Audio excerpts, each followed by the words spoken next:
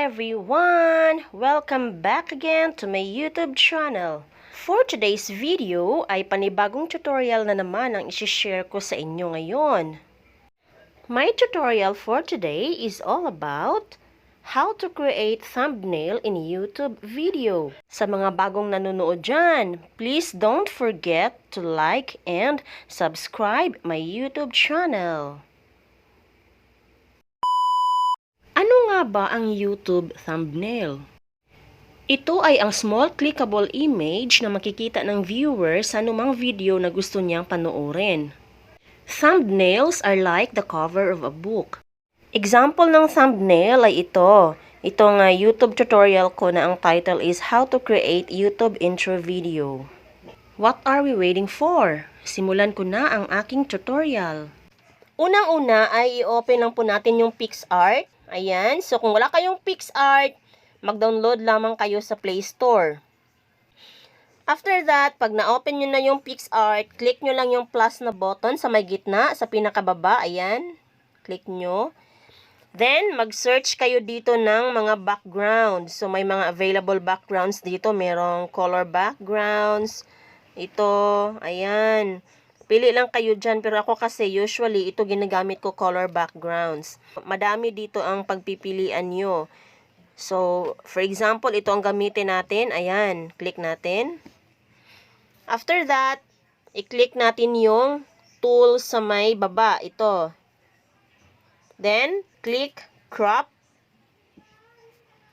After that, meron dito sa baba, piliin nyo yung YouTube. Ayan. Click nyo yung YouTube.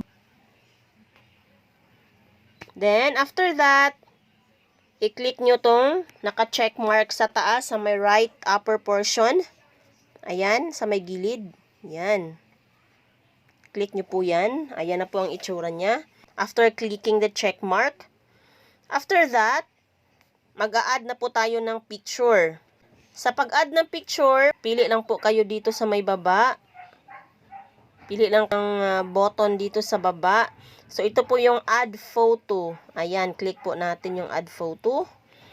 Since may gagayahin tayo na thumbnail, yung how to create YouTube intro video, yun yung gagayahin natin. So, itong picture ang ginamit ko. Ayan, click po natin yung picture na yan. Then, click add. Ayan. After that, i-position lang natin siya sa tamang posisyon. Ayan. Since may gagayahin tayo, yung ginawa kong thumbnail doon sa how to create YouTube intro video. Yun ang gagayahin natin.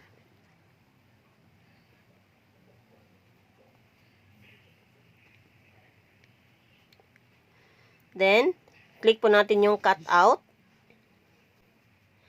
After that, i-click po natin yung person. Yan. Then, click po natin yung i-enlarge lang po natin. Tapos, click natin yung brush. Ayan. Then, erase. So, i-erase lang po natin yung may mga lagpas. Ayan. Para clear po yung picture. I-erase natin yung mga lagpas-lagpas dyan. So, sa pag-erase, click lang yung brush at saka yung erase. Yan, yung mga lagpas-lagpas na yan. Yan. I-erase lang po natin yan. Gamit ang brush. Yan. Kailangan siyang i-erase para clear yung picture.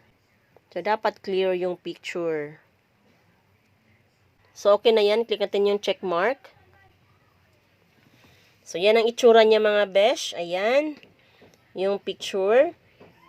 After that, click po natin yung shadow. Then, i-adjust natin yung blur. Tsaka yung opacity.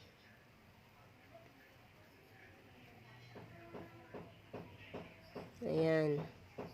After that, maglagay na tayo ng text. Ayan.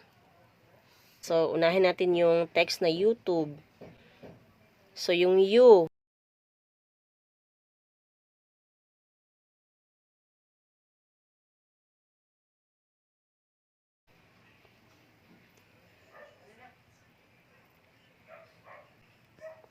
Then, lagyan po natin siya ng color sa kanyang highlight.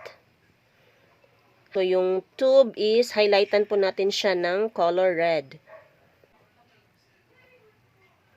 And after that, itype po natin yung how to create YouTube intro video. So, click natin yung check mark sa may upper right portion.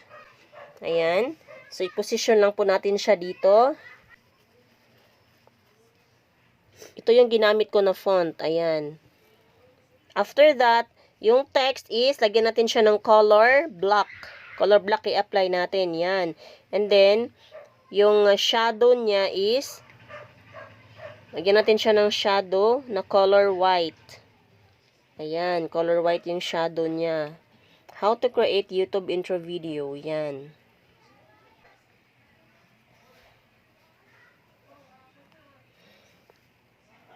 Yung CapCut na logo. So, sa pagkuha ng CapCut na logo, mag-search po tayo dun sa sticker. Click natin ang sticker. Then, type po natin yung CapCut.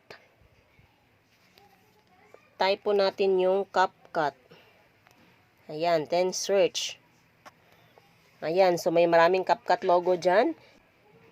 Ayan. Adjust lang po natin siya.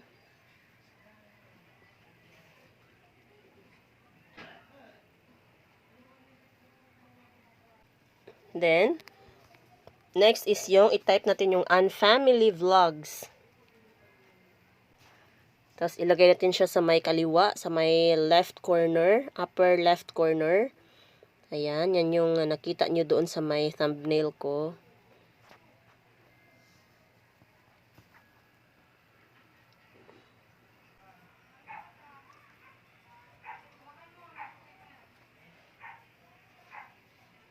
So, yan na po. Tapos na tayo mga besh sa paggawa ng thumbnail. Anong next na gagawin natin? Pagtapos na tayo gumawa ng thumbnail, i-click lang po natin yung check mark para ma-save natin ito. I-click po natin yung arrow na papunta sa right, ito. Then, after that, i-save po natin siya sa gallery. Ayan. After clicking the gallery, text po natin yung done. So, after clicking done button, automatic, nakasave na yun doon sa gallery natin. After that, i-open ko lang yung video na in-upload ko doon sa YouTube channel ko. Since wala pa yung thumbnail, lagyan ko siya ng thumbnail. So, ano yung i-click ko? So, i-click ko lang yung YT Studio or yung YouTube Studio. Kung wala pa kayo niyan, mag-download lang kayo sa Play Store. So, since meron na ako, i-open ko na lang siya. Ayan. After that, i-click ko yung video na wala pang thumbnail. I-click ko yung ballpen dito sa may taas. Ayan. Then, i-click ko pa din yung ballpen dito sa may left. Then, click ko yung custom thumbnail. After that, ito na po yung ginawa natin. Ito. Click ko lang siya. Then, click select. Ayan, click save. Then, na-save na yung thumbnail doon sa video. So, paano natin ma-check kung na-save na ba talaga yung thumbnail na yon? I-click ko lang yung account ko, then your channel. Then, i-click ko yung manage videos. So, ito na po yung thumbnail na ginawa ko kanina. Then, ito na po, na-save na yung thumbnail na ginawa ko doon sa video na intro. So, ayan na po mga besh. So, ganun lang kasimple mga besh ang paggawa ng thumbnail using Pics Art.